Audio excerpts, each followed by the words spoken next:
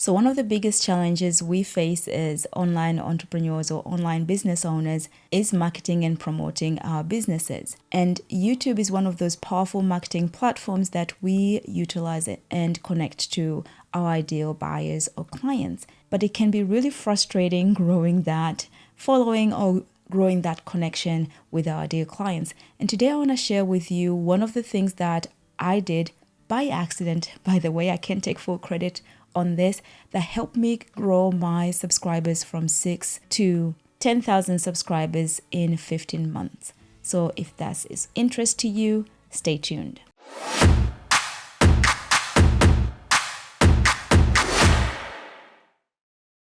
So in today's video, I'm really interested in sharing with you one of the obstacles that I see prevents a lot of people from growing their following or growing their customer base using the power of YouTube, in the hope that you can use this simple tweak that I discovered by accident in actually growing your channel and growing your business. If you're new here, I am Doreca Delbridge. I am an occupational psychologist from DoryLinda.com, and welcome. If you're returning, you will notice that my voice is a little husky. I've been really unwell for a while, but I hope we can get through this video and I can share this awesome information with you today. So today's video will be more of a heart-to-heart share really of my journey growing on YouTube, utilizing it as a way of marketing and promoting what it is that I do. And I started 2020 with 6 subscribers, and if I remember, I'll put a screenshot for you to see. And I grew that to 10,000 subscribers 15 months later.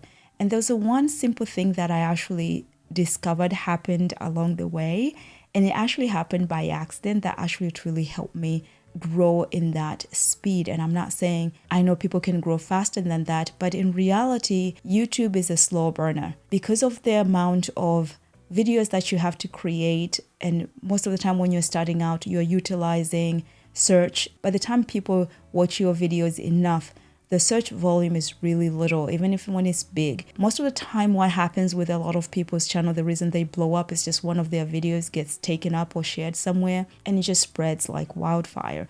And if that happens, and it happens to be a video that you actually hope that takes off because it's actually a video that's related to what you do in your business or as a content creator, you want a video to be something that you want people to actually come to your channel for.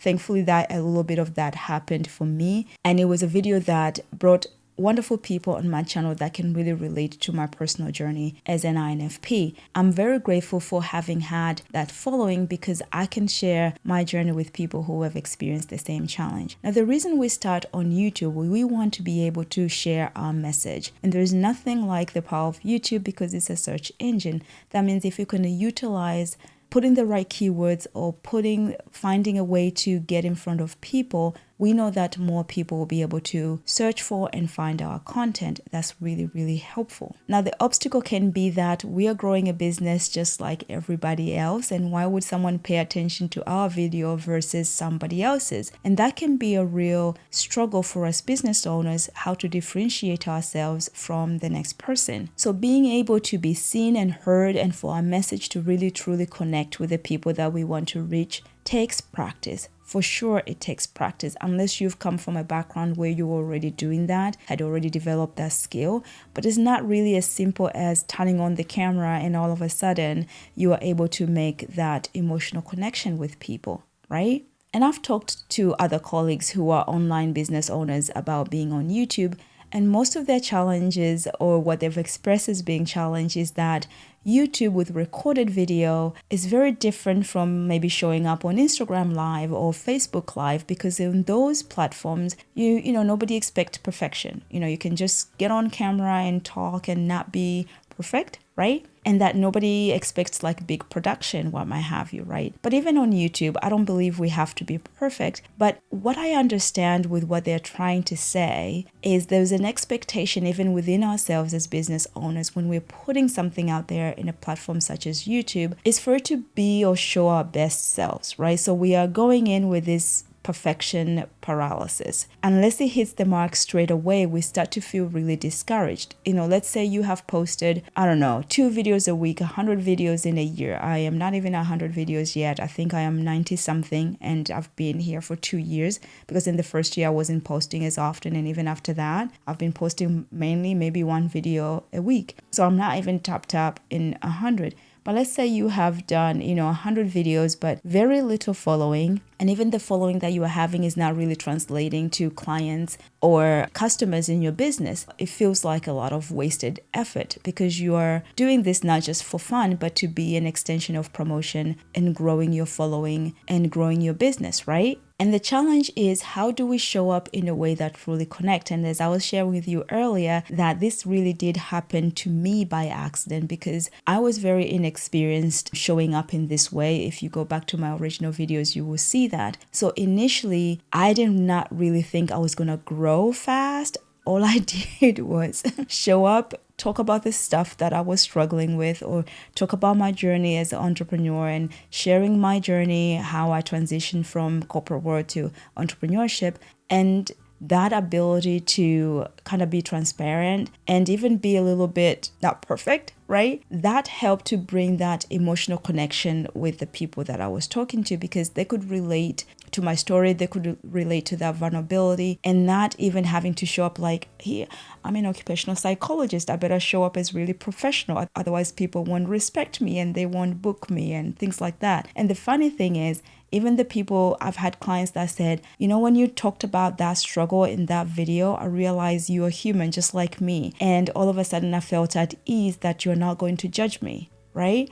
People connect to people. So whenever we're thinking, how can I grow my channel, right? How can I grow my audience? How can I connect with people better? Having that emotional connection truly matters. But to be able to have the emotional connection, we have to be emotionally vulnerable. In order for us to be emotionally vulnerable, we have to feel emotionally safe to do so. And that doesn't necessarily come automatically, nor do we know we don't feel emotionally vulnerable. Let me just kind of backtrack that, because sometimes you can say, well, I feel pretty safe. I didn't know. And I'll share this in a previous video. And if I remember, I will link it somewhere, or just it will be on the screen as you're watching this. I chose business models that allowed me to hide. For the first 6 years of my entrepreneurship journey, I chose business models through Etsy or Amazon FBA. It didn't require for me to show up and talk about who I am. It only required for me to do what I did best, right? To do the product or to show up and do the thing, right? So what I did mattered most, right? But when I changed my business model and I wanted to, and I talked about that video and I'll show it up there somewhere,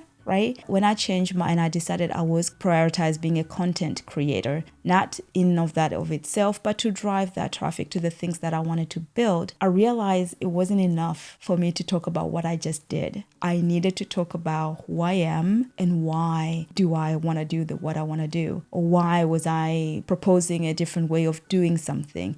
And that requires a lot of vulnerability, because we have to feel comfortable in our skin to say, this is what I believe is happening. It might not be a popular viewpoint with everybody else, right? Like when I see everybody else was talking about productivity, for example, and being a psychologist, I could give you a tweak and how to make your mind think faster and do this and the other. And I thought, actually, it's really nothing to do with, I don't believe productivity has to do with being lazy or not being disciplined enough. I didn't believe it had to do anything to do with that. And I was really excited when I found out that it actually is more related to emotional regulation, because that's what I suspected for so long, because it was the struggle I went through and I knew I was not a lazy person. So that required a lot of interjection of who I am and why I believe what I believe to share what I did. Do you see my point? And sometimes there is this, pressure, especially when you're coming from a corporate world and you are a corporate person, to be seen a certain way, you had to show up a certain way. There can be this pressure to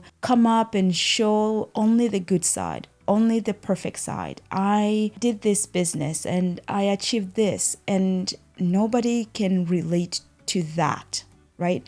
People relate and connect emotionally to other people as real people. So who you are and why you do what you do is what I discovered by accident connected most people to what I did, right? So most of the time, it wasn't even me sharing so much of what I was selling, if even, right? But I had so many people reach out to me on email. Is it possible to work with you? What programs are you currently offering? And I still get those inquiries even today for people who are looking for help and support with their career development in the corporate world, right? And employed work. And thankfully, I found a really nice, wonderful colleague that I can send those people to, because I no longer, provide solutions in that arena. I focus now more on entrepreneurship as a career path. But that's the connection that needs to happen, I believe, in order for people to actually feel like I can trust you. I think I like you, or maybe I don't like you, right? Straight away, a person will know I like you or I don't like you. And I believe that's what resonated with people the most, especially like with one of the videos that took off the most in my channel, was me sharing the struggles I went through in my 20s and what I had wished I'd known back then. And so many people who are at that age who had been through the same struggles, or who are no longer at that age. I've had somebody who was 80 that said, I wish I'd known that when I was younger. They can relate to that. It didn't matter what age they were. So it's really important to have that connection, I believe. So if you're resonating so far with what I've shared, please make sure you give this video a like, because it makes a huge difference to my channel. It helps the algorithm share this video to more people. So I appreciate you clicking that like button. So the flip side of what does it cost us when we don't show up like that? It's more than just numbers, right? For me, it definitely was more than numbers. Growing on YouTube was not just a vanity metric. For me, it was the proof that I was willing to show up uncomfortable. I was willing to forsake my perfectionism, right? Perfectionism paralysis. I was willing to create things that I didn't think were on point, right? My audio wasn't perfect. I had one person reached out to me once and said, why is your audio so bad? And if I remember that comment, I don't want to embarrass the person. I'm not going to put it up. But they were like, why is your audio so bad? And I said, because I was willing to start when I wasn't ready, meaning I wasn't perfect. And it was okay for me to start because I learned along the way. And we had a wonderful conversation after that, because they realized, gee, maybe that's the area that they struggle too, right? So when we are showing up in that way, it's more than just subscriber numbers, right? So, I mean, if you click this video and you're like, how can I just grow the numbers? It's more of, what's the cost if that doesn't happen, right? What's the cost of not showing up authentically, for example? What is the cost of you staying hidden? What is the cost of your business because you're not forming those connections that make people remember you? Right? What is the cost in you internally growing, evolving, right? It matters beyond the numbers. So I know sometimes I say myself, like, it's not about the numbers, and it's truly not about the numbers. You can have 6 people who subscribed and those 6 people follow up with you and become your client, right? When we're doing it for the business sake, it's not just about the numbers, but it's more than that, because it could mean getting our business off the ground. It could mean finally seeing the vision come to pass. It could mean sharing a message that other people really need to hear. It brings me almost to tears whenever I read a comment and somebody was vulnerable enough to share their deepest struggle. I cried reading this comment because it resonated with them so much they didn't realize they were not the only ones. That message of hope, that message of encouragement, whatever your message is that you feel called to share through the business that you do, matters beyond just the numbers, right? That's the cost. That's what it costs us when we are trying to, and I don't mean to say trying to, because I don't think we try to. I don't think we try to be perfectionist, right? But we do want to show up our best. But by accident, I discovered that that didn't matter. When we can let go of that, it really truly yields the fruit beyond numbers. So my challenge to you, or my encouragement to you, is be willing to pull back the layers. Be willing to peel off, take off the veil, right? If we're coming, and I know there's this big talk about show up as the authority, be this person, and it can feel like, I don't know, maybe it's not how you hear it. It's almost what I hear, like we have to show up as having known something, right? If I show up because I have somehow learned to work through my perfectionism, and I've shared a lot about being a recovering perfectionist, doesn't mean I've arrived. Doesn't mean every so often I'm not gripped with a temptation to make it a little bit more perfect. It means I continue to work on that. It means I can continue to be real with you, right? So I can share with you whenever I am struggling and whenever something isn't perfect. hopefully that's giving you permission to realize you too should not be working towards perfection, right? It should not be like, if I've ticked this box, if I've taken her course, if I've taken her program, meaning mine, right? If you've worked with me, I will become like a super person. I will never have these struggles in life. I believe in duality. We will always have challenges, because to have the beauty of the thing we want, we will be having to live with the other side of it, right? To have nighttime, we have to have daylight. To have daylight, we have to have nighttime. Otherwise, it's all blended together and it makes no sense, right? Does that make sense? We know this about life. And so I'm almost encouraging you to say, be vulnerable, be transparent, let yourself be true with your people. I really believe whether or not you grow your numbers, it's irrelevant, because the people that you end up making connection with are going to be meaningful connections. I have made wonderful friends. I have made wonderful connections here. And every time I see a familiar name in the comments, it lights me up. I'm like, oh, I've been thinking about them. I wonder how they're doing. People who I've had an opportunity to have in my workshops, I get to see their faces. Now I can put faces to names, right? People who have now moved on to work with me in my program, the Baobab Experience. Most of them came through YouTube because they made a connection with me here. And they said, I knew when I met you, I wanted to work with you, right? That doesn't happen for us if we're trying to put on a persona, trying to put on a clock of some professionalism, right? Or something we think we need to show up as, or a way that, I can be long-winded. You see how long this video is going? I don't even know. Yeah, it's going on a little bit. But if I do a choppy thing of me getting 2 minutes and you meet me in person and I'm long-winded, you're going to feel a little deceived, right? But I will be talking with analogies on my videos because that's how I make sense of the world. And guess what?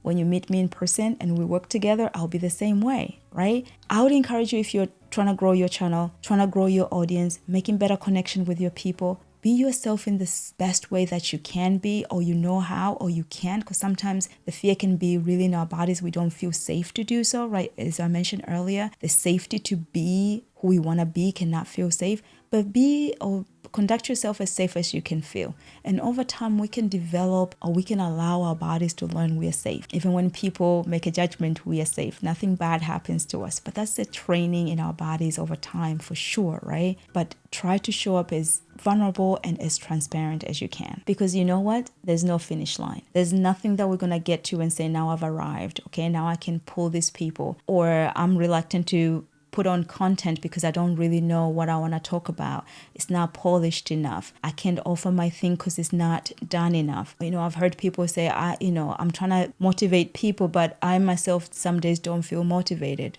Good, because at least you can be real. That some days things are just tough, right? None of us are finished product. We never will be. But as we continue to make momentum and keep making progress, that's the hope we give to others. Whatever message you have, whatever story you have to share in helping other people. Did you get something out of this video? I hope you did. And if you liked it, make sure you give it a thumbs up. If you like this type of content and this kind of realism and just being here, right? We can take off our professional hats off and just be ourselves, right? We are human to human. If you enjoy this type of thing, make sure you subscribe and say hello. If this is your first time being on this channel, I love to meet new people. I always look forward to that. And make sure you check out the next 2 videos right here. I will link them to hopefully continue to encourage you to discover more of yourself and showing up as vulnerable as you can. And remember to share this, whatever communities that you frequent that can encourage other people to know, you know what, you can grow being authentically you. Truly, you can grow being authentically you. And even if it happened by accident, I'm kind of glad it did. Alrighty. And as we all saw this on this channel, focus on being than doing. And I shall see you in the next one.